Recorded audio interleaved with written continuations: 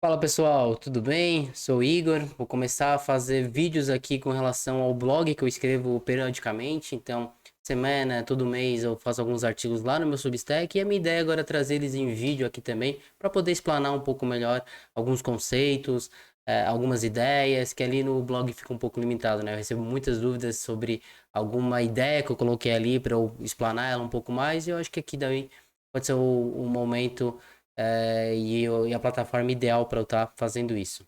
Certo? Vamos para a vinheta.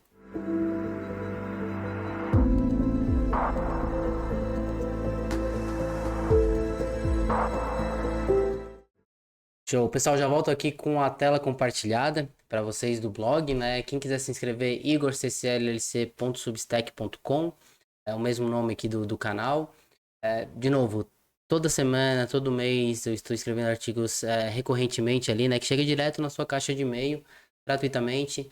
Então, só deixar o melhor e-mail ali que vocês acabam usando diariamente para poder estar recebendo isso. E a gente, nesse caso aqui de agora, eu vou trazer um overview do mês de maio. Mês de maio, pessoal, ele teve duas dinâmicas bem distintas. A gente teve uma primeira quinzena do mês bem positiva. A gente fala o mercado risk-on, né, que é uma aptidão maior para risco, as curvas de juros fechando. E uma segunda semana não tão positiva, o mercado um pouco mais averso, um pouco mais para o risk-off. Vou falar um pouquinho delas mais para frente, mas o S&P ele acabou fechando 4,6 positivo. O S&P continua muito forte, já são mais de 10% no ano. Enquanto o Ibov aqui, com vários problemas internos, a gente acabou caindo 3%, tá? Como é que eu separo esse macro view aqui do mês? Eu separo ele geograficamente, depois a gente bota algumas curiosidades, alguns estudos interessantes, e depois eu fecho com os links. Então, começando com o Brasil, mais uma performance, né? Acompanhando a performance ruim que a gente teve em abril, maio também foi ruim. O Ibov caiu 3%, Small Caps caíram 3,4%. Das 86 empresas que a gente tem no Ibov, que compõem o Ibov, somente 25 refletiram, representaram, registraram alta no mês de maio. Aí o destaque foi para o setor de frigoríficos, JBS e Marfrig, foram as duas empresas aí com uma alta bem relevante no mês de maio. O mês ele basicamente rodou nas discussões da importância que a gente tem de ancorar as expectativas de inflação. É, toda a revisão de Selic foram feitas, várias revisões sobre a Selic foram feitas no decorrer do mês.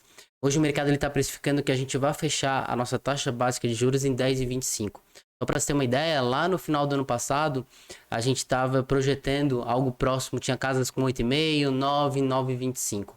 Agora a gente está fechando em 10,25. Isso mostra um pouco do cenário um pouco mais averso que foi se construído ao decorrer do ano. O mercado, além do 10,25 precificado para o final desse ano, está precificando 9,25, 9,50, desculpa, Selic, para o ano que vem.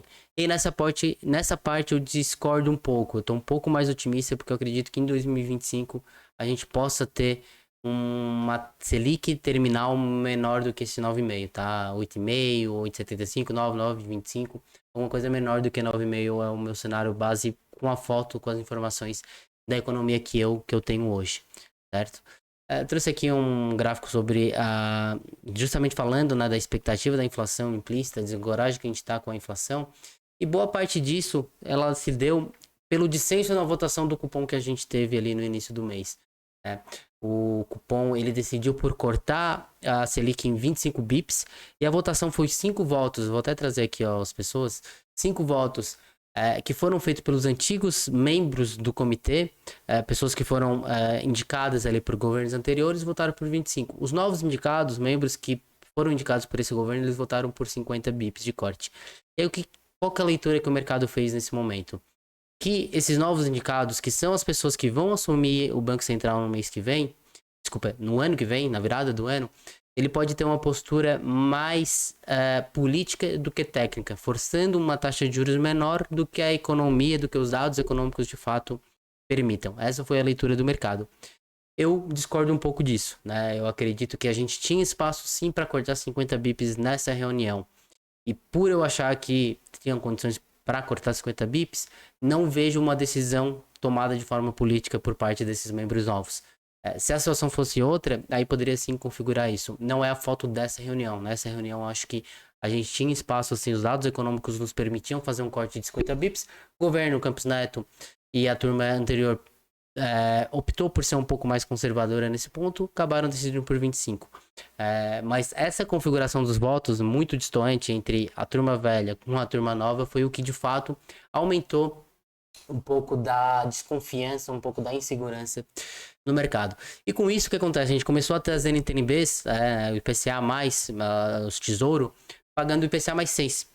E antes de falar um pouco desse impacto do IPCA mais 6, eu só quis trazer aqui também o porquê disso, né? E aí vem a primeira regra da economia dos investimentos. Quanto maior o risco, maior a possibilidade de retorno. Quanto maior o risco, menor a possibilidade de retorno. Esses são os ratings que o Brasil tem nas 3 principais agências. Não tá vendo o meu cursor aqui, né? Mas tudo bem. Os 3 ratings que o... mas aqui pega, ó. O Brasil tem nas agências, tá? O que isso quer dizer? Esse gráfico mostra isso. Empresas e governos que possuem um balanço mais saudável, eles possuem classificações que vão aqui do AAA até o BB- ou BA3, no caso da MOPS. O Brasil, todos pelas 3 agências, a gente está classificado como junk bonds. O que isso quer dizer? Os títulos lixos, né? Quanto maior o risco, e é implícito dado o balanço do Brasil, riscos fiscais, dívida PIB, enfim, vários indicadores, nos colocam como alto risco, consequentemente a gente tem que pagar mais taxas para possibilitar um retorno maior, né? Empresas envolvidas, elas, não só empresas, mas governos, né, desenvolvidos mais seguros, eles possuem uma taxa de juros menor, porque elas precisam pagar menos, porque elas possuem um risco menor. Basicamente, essa é a regra do mercado, e o IPCA mais 6, que virou aí conversa durante o mês, ele reflete justamente esse posicionamento do aumento do risco que a gente viu aqui em Brasil. Falando de inflação, a inflação ela variou 0,38, um pouquinho acima da expectativa, a gente estava esperando 0,35%, mas a anual ela fica em 3,69%. O núcleo, que é o que importa, né, que é a cesta que tira ali dos dados que são um pouco mais voláteis, ela não mostra nenhum sinal preocupante, né? Eu hoje não estou com nenhum cenário base de uma inflação voltar a incomodar aqui, pelo menos no curto prazo. Esse gráfico aqui, ele mostra a evolução da inflação do IPCA nos últimos 3 anos. Então, a gente vê em 2014, que é essa linha laranja abaixo, menor do que 2023 e muito menor do que 2022. Traz um certo, não digo conforto, mas pela cesta e pelos dados, não me traz uma preocupação aí com relação à inflação. Inclusive, no final do mês, dia 29, a gente teve o IPCA 15, e ele subiu 0,44, enquanto a expectativa era 0,49, ou seja, ele subiu menos do que o mercado estava esperando. Era esperado uma pressão na cesta de alimentos, e essa pressão ela não se confirmou. O alimento subiu só 0,26%, impactando em pouco ou menos do que o mercado estava esperando para o índice final. Mas dado tudo isso, dado ali, a gente teve também troca de Petrobras, governo de Petrobras, vários ruídos que a gente teve durante o mês, a nossa moeda ela continua sendo a pior moeda dentre os emergentes. Pior variação tanto no mensal quanto no anual. A gente continua ficando na lanterna aí, perdendo para vários países emergentes, inclusive os asiáticos, o leste europeu. México seria natural pelo fluxo que eles estão recebendo, né? Mas Chile, Peru, Colômbia e tudo mais. O PIB do Brasil cresce 0,8% nesse primeiro trimestre. Ele foi praticamente puxado ou muito puxado pela parte de serviços, tá? E com isso, né, dado todo o cenário, o que acontece? A nossa bolsa hoje ela continua sendo negociada a preços lucros extremamente baixos. Se a gente pega a média histórica, tem época lá da Dilma, ou época do subprime, a gente conseguiu, teve observações de preço-lucros tão baixo quanto se encontra agora. Está com 31% de desconto, dado a média histórica, que é de 11% do preço-lucro, né? Então, isso me dá uma tranquilidade de a gente estar aumentando a exposição em renda variável. Eu estou bastante construtivista com ações, uma parte pelo cenário macro, mas também pelos patamares que as empresas, os preços que as empresas se encontram. É claro que quando a gente olha preço-lucro, as empresas elas podem ficarem mais baratas ou elas podem ficar baratas por mais tempo. Mas a convicção que a gente tem é que a gente está pagando hoje preços-lucros baratos. Quando tava o boom ali, o último boom market brasileiro ali de 2020, que foi aquela onda de IPOs, você tá pagando 25, 30, 35, 40%, 40 vezes preço-lucro. Hoje a gente tá pagando 5, 6, 7, 8 vezes. Então essa é um conforto junto com o cenário macro, junto com esse cenário base de queda de Selic que me faz ter ser mais construtivista com bolsa brasileira. Falando de Estados Unidos, pessoal, a inflação ela vem dentro do esperado, tá? Ficou em 3,4. O core, o CPI, ele vem em 3,6, né? Então o core ele tira essa cesta, é um núcleo que a gente fala na brasileira, né? Ele tira a cesta de produtos mais voláteis. Esse gráfico aqui ele mostra bem o comportamento da inflação, né? Então depois das políticas monetárias que foram feitas, o boom que a inflação teve e depois agora a desinflação. Ela continua alta, continua acima do centro da meta de 2%, mas é claro, é notório o processo desinflacionário que a gente vê lá no mercado americano, né? Outro dado positivo, isso foi no início do mês, motivou bastante os mercados. Outro dado super positivo no mercado foi o payroll. Ele veio com 175 mil novas vagas abertas, abaixo da expectativa que era 260 mil. Então, isso foi extremamente positivo. A média ainda se encontra mais alta. Esse número de 175 ele foi o menor número do mês, desculpa, do ano. Mas a média ela ainda continua com bastante forte, mostrando aí um mercado de trabalho bem resiliente, bem apertado, que consequentemente impacta a inflação e aí impacta, muda as possibilidades ou a probabilidade do Fed cortar juros nesse momento. Essa foi a primeira quinzena. A segunda quinzena ela vem um pouco pior porque os dados do PMI, que é o indicador que ele mede a atividade industrial e de serviço, eles vieram muito forte. Mostrando então uma reaceleração aí da economia americana depois de 2 meses de dados um pouco mais fracos. O PMI de serviço foi de 51,3 para 54,8, a expectativa era 51,5, e o industrial ele foi de 50 para 50,9, a expectativa do mercado era que ele se mantivesse nos 50. Agora, esse aqui para mim foi o principal ponto, até consigo abrir mais aqui, ó. O principal ponto para mim do mês foi a ata do Fed, né? Depois da reunião do Fed, FONC, vem a ata do Fed e na ata, para mim, a principal parte foi essa aqui, em vermelho com risco, ó, onde o Fed retira a parte que acredita que a gente está no pico do ciclo de contração. Ao tirar isso, essa parte do texto, o que isso me indica? Que o Fed agora não acredita que a gente já está no final do ciclo de contração, talvez a gente possa ter... em vez de começar a falar de cortes, talvez de manutenção ou de ajustes para cima na taxa de juros. Isso para mim é a parte mais preocupante, né? Se de fato a gente tem um posicionamento do Fed mais hawkish e mais preocupado com inflação e isso se traduzir em não mudar a política monetária da contração para a expansão, aí a gente vai ter um impacto inclusive aqui no Brasil para pace de queda de Selic, né? Para finalizar, Estados Unidos, eu sei aqui também o gráfico do PCI. Lá no mercado americano a gente tem duas cestas de inflação, CPI e o PCI.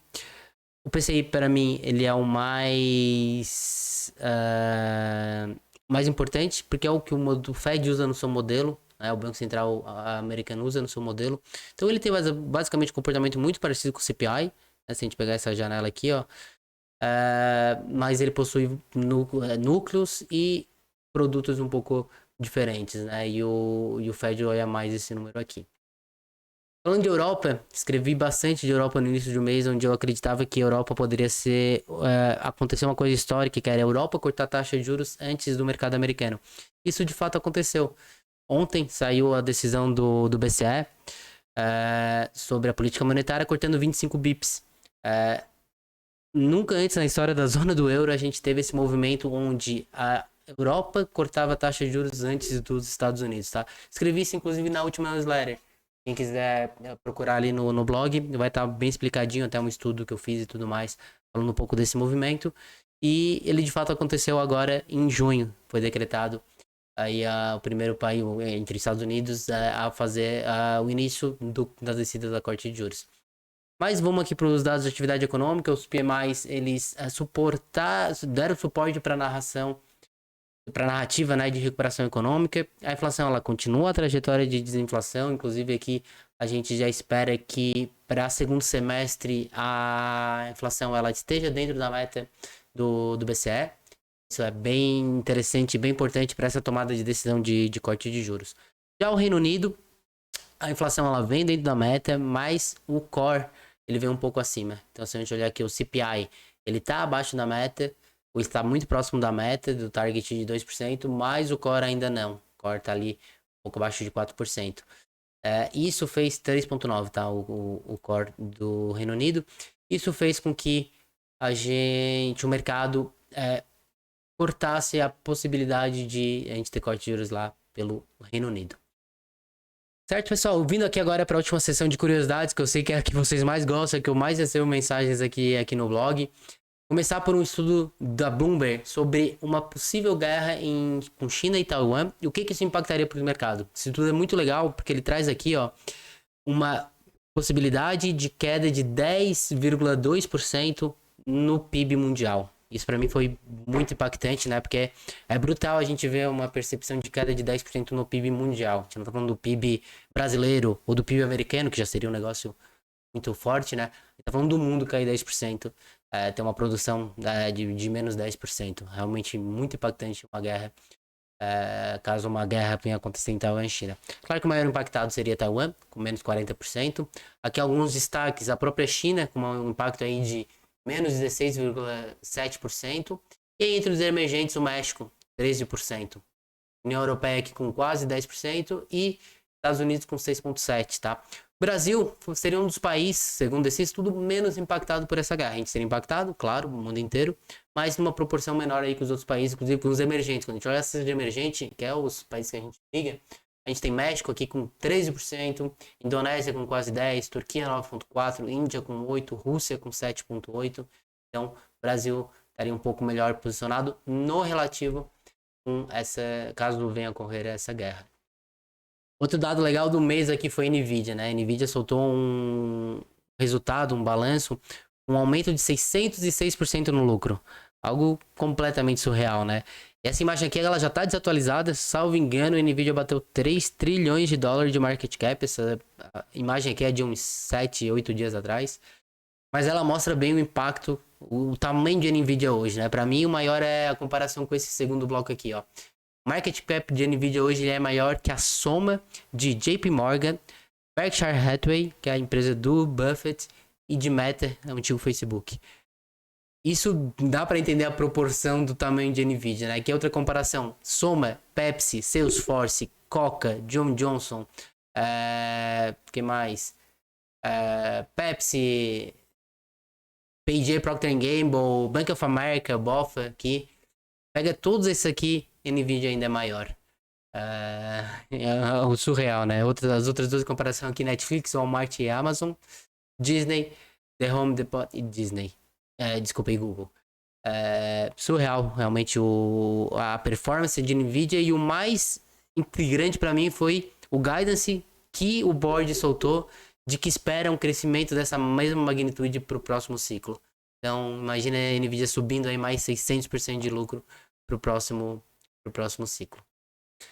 Para finalizar, pessoal, outro estudo bem interessante que eu quis trazer aqui para vocês, o estudo da Avenue, que foi, eles pegaram os últimos 15 anos, qual foi a taxa NTNB, IPCA+, que o Tesouro estava pagando. Essa taxa ela variou entre 2,83%, então IPCA mais 2,83%, e até IPCA mais 7,71%. Esse IPCA mais 7,71% ele foi na época da Dilma. E entre toda essa variação de taxa que a gente tem nos 15 anos, a maior parte, quase 50%, ela fica entre o range de IPCA mais 5,5% e IPCA mais 6,5%. 50% das observações tem essa parte, quase 60%. E o que é legal aqui é que IPCA mais 6 é um ativo muito difícil de ser batido. A gente pegar essa mesma janela de 15 anos, ou ampliar um pouquinho mais para 20 anos, a gente vai observar que nessa janela, somente o S&P, Bolsa Americana, em reais, então pega a variação do S&P e pega a paridade do dólar real, que apanhou bastante nos 20 anos, performa melhor que o IPCA+. Então, Bolsa Brasileiras, FIIs, de dividendos, empresa de growth, empresa de value, nada bate IPCA mais 6%, além S&P reais. Então é um dado bem legal e é a faixa que a gente está hoje, IPCA mais 6,10, IPCA mais 6,15, uma taxa bem interessante, dados os retornos aí futuros. Eu defendo que a gente tem que ter sim IPCA na carteira, bastante nesses níveis, mas também estou extremamente construtivista aí para a bolsa, acho que tem bastante game lá também. Certo? Outros dois estudos aqui para finalizar, esse aqui também bem legal, que é toda vez que o incumbente ele vence as eleições americanas, o S&P 500 sobe. Para mim foi bem contraintuitivo, fui olhar os números, fui bater no gráfico realmente e é fato, assim, dado bem legal.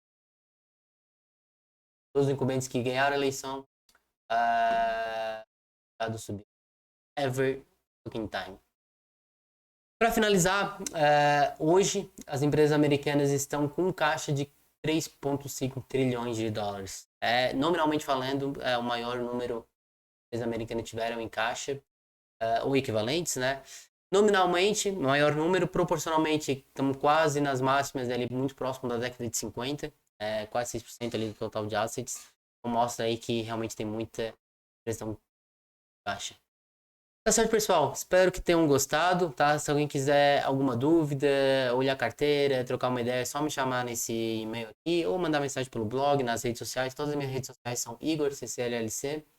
É só me mandar que a gente conversa. Para finalizar, alguns links de artigos que eu li durante o mês que me chamaram a atenção e aí eu gosto de compartilhar também para vocês poderem ter acesso a eles. Dois artigos bem legais aqui no mês. O primeiro, todos eles são legais, mas o que eu gostei bastante aqui é What We Learned from a Year of Building with LLMs. LLMs é inteligência artificial, né? Então aqui é um estudo não, relatos, né, do pessoal que está trabalhando ali um ano inteiro, de fato, construindo esses LLMs e dá uma percepção muito legal sobre os riscos, sobre a abrangência, sobre os impactos. Artigo bem legal. Outro artigo bem legal aqui sobre o algoritmo por trás de Gene Simons. Gene Simons, infelizmente, faleceu ali no mês de maio. Tem até um livro bem legal sobre ele, que é um homem que... Acho que em português é um homem que resolveu, que bateu o mercado. Market. Bem legal também esse artigo aqui. Tá certo, pessoal? Vou ficando por aqui. Agora, momento. Espero que tenham gostado. Minha ideia é fazer isso agora periodicamente junto com o blog, tá? Eu vou continuar escrevendo lá semanalmente e alguns vídeos, principalmente de fechamento do mês, eu acabo trazendo aqui para discussão e para a gente conversar um pouco mais. Tá certo? Vou ficando por aqui. Um abraço.